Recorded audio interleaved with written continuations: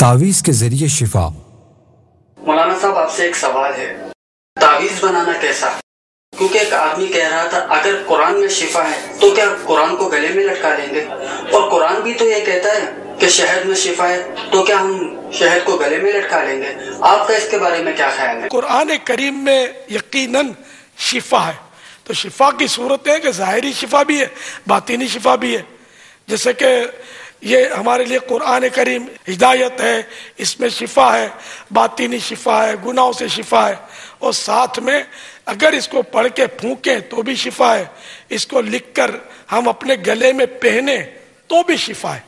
اب صرف اپنی اٹکل سے وہ شہد کی مثال دے دینا کہ وہ شہد جو ہے تو پھر وہ بھی لٹکا لو۔ ڈاکٹر بھی دوائیں مختلف طرح کی دیتا ہے نا، اس کی ساری دواؤں میں شفا ہوتی ہے، لیکن اس کا طریقہ استعمال مختلف ہوتا ہے۔ کبھی بولتا ہے کہ نہیں یہ پینا نہیں ہے، یہ تم کو میں سوئی کے ذریعے تمہارے بدن میں داخل کروں گا، تو گوشت کا انجیکشن لگاتا ہے، کبھی لکوڈ دیتا ہے، کبھی سولڈ دوا دیتا ہے، تو مختلف طریقے ہوتے ہیں اس سے شفا پانے کے، دوا سے۔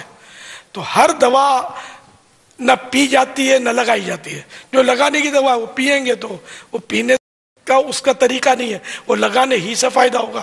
اس میں اپنی عقل کے گھوڑے نہیں دوڑانے ہوتے، شریعت کے جو اصول ہیں اس کو پیش نظر رکھنا ہوتا ہے۔ چنانچہ ہمارے پیارے آقا صلی اللہ تعالی علیہ وآلہ وسلم نے ہمیں اصول ارشاد فرما دیے۔ ترمذی شریف کی حدیث ہے، الحلال ما احل اللہ فی کتابہ والحرام ما حرم اللہ فی کتابہ وما سکت عنہ فہو مما عفا عنہ۔ یعنی حلال وہ ہے جسے اللہ عز و جل نے اپنی کتاب میں حلال قرار دے دیا، اور حرام وہ ہے جسے اللہ عز و جل نے اپنی کتاب میں حرام قرار دے دیا، اور جس کے بارے میں کچھ نہیں فرمایا وہ معاف ہے، یعنی جائز ہے۔ تو اب تعویذ پر غور کر لیا جائے کہ کیا قرآن کریم اور اسماء الہیہ یعنی اللہ پاک کے مبارک نام پر مشتمل تعویذ کہ جس میں آیت لکھی ہے یا اللہ کے پاک نام لکھے ہیں، اللہ عز و جل اور رسول اللہ صلی اللہ تعالی علیہ وآلہ وسلم نے کہیں منع کیا ہے کہ اللہ کا نام لکھ کر تعویذ نہ لٹکاؤ، آیت لکھ کر تعویذ مت پہنو؟ منع بھی تو نہیں کیا نا۔ تو جب منع نہیں کیا تو ہم قیاس سے کیسے کہہ سکتے ہیں کہ شہد کو لٹکا لو، قرآن کریم کو مت لٹکاؤ، آیتوں کو مت لٹکاؤ؟ تو یوں عقل سے قیاس سے مسائل ثابت نہیں ہوتے، مسائل کو عقل سے قیاس سے بیان کرنا یہ شریعت پر جرأت ہے، اور یہ مذاق اڑانے والی بات ہے کہ شہد کو بھی لٹکا لو۔ تو انجیکشن کی دوا بھی تو مطلب پی ڈالو نا، زخم پر لگانے والی دوا بھی پی ڈالو، زخم ٹھیک ہو جاتا کہ۔ تو ہر ایک کا اپنا اپنا استعمال کا ایک انداز ہوتا ہے جو حدیثوں میں بیان کیا جاتا ہے، یا مفسرین بیان کرتے ہیں، یا شارحین حدیث وہ طریقے بتاتے ہیں۔ اللہ تعالیٰ کے نام والے اور آیات قرآنیہ والے تعویذ کہیں بھی کوئی مر جائے، میں صحیح بولتا ہوں، ساتویں آسمان تک ٹکرا کر ساتویں زمین میں گھس جائے گا نا، کبھی کہیں سے آیت نہیں پائے گا، نہ کوئی ایسی صحیح حدیث وہ لا سکے گا کہ جس میں یہ ثابت ہو کہ آیت قرآنیہ بھی پہن نہیں سکتے۔ دلیل نہیں لائے گا، اٹکل سے قیاس سے وہ ایسی باتیں کرے گا جو کہ مردود ہیں، ان کو رد کیا جائے گا۔ اب یہ کہ کون سے تعویذ منع ہے؟ منع والے بھی تعویذ ہیں۔ اب جن تعویذوں کی ممانت ہے تو وہ منع ہے، اور جن کی ممانت نہیں ہے وہ جائز ہے۔ حضرت عوف ابن مالک اشجعی رضی اللہ تعالی عنہ فرماتے ہیں، ہم دور جاہلیت میں جھاڑ پھونک کرتے تھے، دم وغیرہ کرتے تھے، تو ہم نے عرض کیا یا رسول اللہ اس بارے میں آپ کی کیا رائے ہے؟ تو فرمایا مجھ پر اپنے دم پیش کرو۔ نے کیا پڑھ کے دم کرتے ہو؟ مزید فرمایا کہ جھاڑ پھونک میں کوئی حرج نہیں جب تک اس میں شرک نہ ہو۔ اب اگر کوئی شرکیہ الفاظ ہیں تو بے شک وہ تو جائز نہیں ہے، اور جو الفاظ شرکیہ نہیں شرعاً جائز ہیں اس کی دم کرنے میں ممانعت ہرگز نہیں ہے۔ مثال کے طور پر ہم نے درود پاک پڑھا، ٹھیک ہے، کسی حدیث میں نہیں آیا ہو ہماری نظر میں کہ درود پڑھ کر دم کر دو، تو ہم نے درود پڑھ کے کسی کو دم کیا، تو درود شریف پڑھ کر دم کرنے کا حدیث میں منع بھی تو نہیں کیا گیا، تو جس نے درود پاک پڑھ کر دم کیا ٹھیک ہے جائز ہے، کہ اس میں کوئی شرکی الفاظ تو ہے نہیں، کفری الفاظ تو ہے ہی نہیں، نہ کوئی ناجائز الفاظ ہیں، نہ کوئی برے الفاظ ہیں، نہ کوئی معیوب الفاظ ہیں۔ اسلام کی شریعت میں شرکیہ الفاظ کی بھی اپنی ڈیفینیشن فکس ہے۔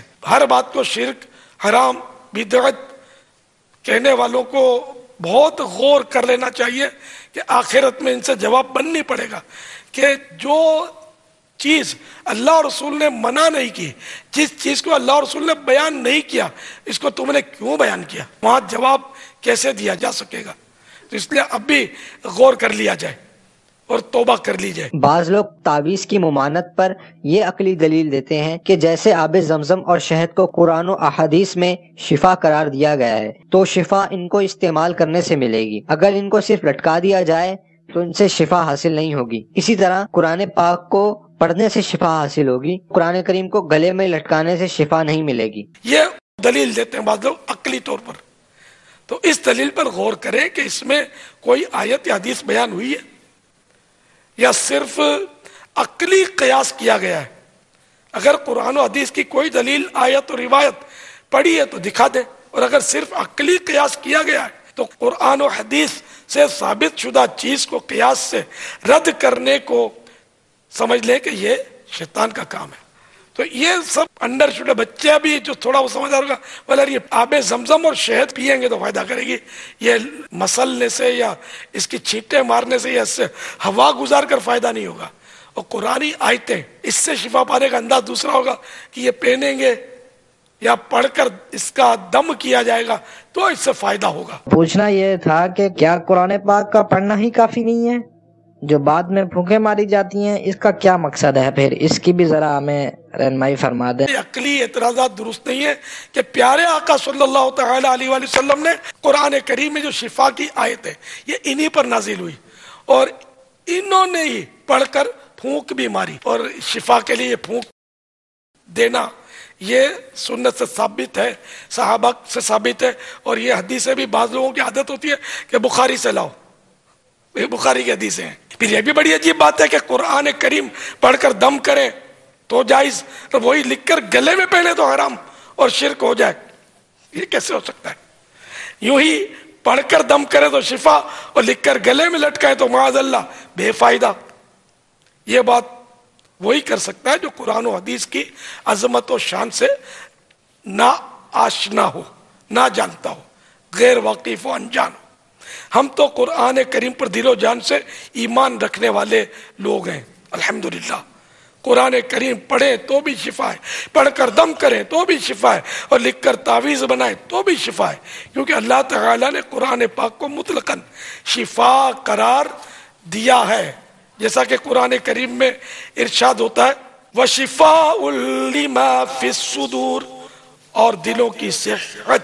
اور ایک اور جگہ سورہ بنی اسرائیل میں ارشاد ہوتا ہے وَنُنَزِّلُ مِنَ الْقُرْآنِ مَا هُوَ شِفَاءٌ وَرَحْمَةٌ لِّلْمُؤْمِنِينَ، اور ہم قرآن میں اتارتے ہیں وہ چیز جو ایمان والوں کے لیے شفا اور رحمت ہے۔ ایک اور جگہ ارشاد ہوتا ہے قُلْ هُوَ لِلَّذِينَ آمَنُوا هُدًى وَشِفَاءٌ، ترجمہ کنز ایمان، تم فرماؤ وہ ایمان والوں کے لیے ہدایت اور شفا ہے، وہ مانے قرآن، اور شفا کے تحت خزائن العرفان میں کہ حق کی راہ بتاتا ہے، یعنی قرآن راہ حق بتاتا ہے، سچا راستہ بتاتا ہے، گمراہی سے بچاتا ہے، جہل و شک وغیرہ قلبی امراض، جہالتیں اور وہمات، شکوک شبہات سے، قلبی امراض دل کے ان بیماریوں سے شفا دیتا ہے، اور جسمانی امراض کے لیے بھی اس کا پڑھ کر دم کرنا بیماری کو دور کرنے کے لیے اثر رکھتا ہے اللہ کی عطا سے۔ دم کرنے کی حدیث پاک بھی سن لیجئے، تو یہ حدیث بھی صحیح بخاری کی ہے، صحیح بخاری کتاب الطب۔ چنانچہ سرکار مدینہ صلی اللہ تعالی علیہ وآلہ وسلم کے صحابہ کسی علاقے سے گزرے جس میں سانپ یا بچھو تھے، وہاں رہنے والوں میں سے ایک شخص صحابہ کرام علیہم الرضوان کی بارگاہ میں حاضر ہو کر عرض کرنے لگا کیا تم میں سے کوئی دم کرنے والا ہے؟ کیونکہ کنارے پر ایک شخص کو سانپ یا بچھو نے کاٹ لیا ہے۔ صحابہ کرام علیہم الرضوان میں سے ایک صحابی ان کے ساتھ چلے گئے اور بکریاں لینے کی شرط پر سورہ فاتحہ کے پڑھ کر سورہ فاتحہ کے ذریعے دم کیا تو وہ شخص ٹھیک ہو گیا۔ وہ دم کرنے والے صحابی دیگر صحابہ کرام علیہم رضوان کے پاس دم کر کے وصول کی جانے والی بکریاں لے کر آئے تو دیگر صحابہ علیہم رضوان نے اسے ناپسند کیا اور کہا کہ تم نے کتاب اللہ پر اجرت لی ہے۔ جب مدینہ شریف میں آئے تو سرکار صلی اللہ تعالی علیہ وآلہ وسلم کی بارگاہ میں حاضر ہو کر عرض کی کہ فلاں صحابی نے کتاب اللہ پر اجرت لی ہے۔ تو آپ صلی اللہ تعالی علیہ وآلہ وسلم نے ارشاد فرمایا جن چیزوں پر تم اجرت لیتے ہو ان میں زیادہ حقدار کتاب اللہ ہے، یعنی یہ اجرت لینا جائز ہے۔ تو یہاں یہ غلط فہمی نہ ہو جائے کسی کو، قرآن کریم کی تلاوت کہیں جیسے ختم میں لوگ جاتے ہیں یہ اجرت تو حرام ہے، تراویح میں جو اجرت لی جاتی ہے وہ بھی حرام ہے۔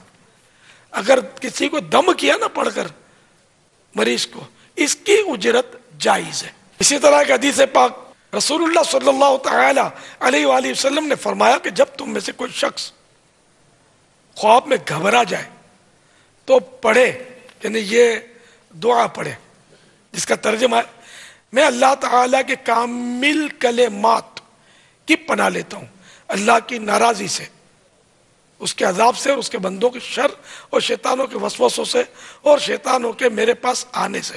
یہ دعا جب پڑھ لے گا تو سرکار فرماتے ہیں تو تمہیں کچھ نقصان نہ پہنچے گا۔ مزید لکھا ہے کہ ابن عمر رضی اللہ تعالیٰ عنہ اپنی بالغ اولاد کو یہ سکھا دیتے تھے اور ان میں سے جو نابالغ ہوتے ان کے گلے میں کسی کاغذ پر لکھ کر یہ دعا پہنا دیتے تھے۔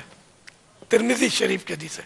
اس حدیث کو نقل کرنے کے بعد امام ترمذی فرماتے ہیں قال ابو عیسیٰ ھذا حدیث حسن غریب، یہ حدیث کی ایک قسم ہے کہ یہ حدیث حسن غریب ہے، یہ یعنی کہ اس حدیث کی صحت اچھی ہے، سند اچھی ہے اس کی، یہاں تک کہ اگر ضعیف حدیث بھی ہو نا اس باب میں معتبر ہوتی ہے کہ یہ کوئی حرام حلال کا مسئلہ ہی نہیں ہے۔ تو اس لیے شیطان کے وسوسوں سے دور رہیے اور انشاءاللہ فیضان تعویذ و دم جاری رہے گا انشاءاللہ۔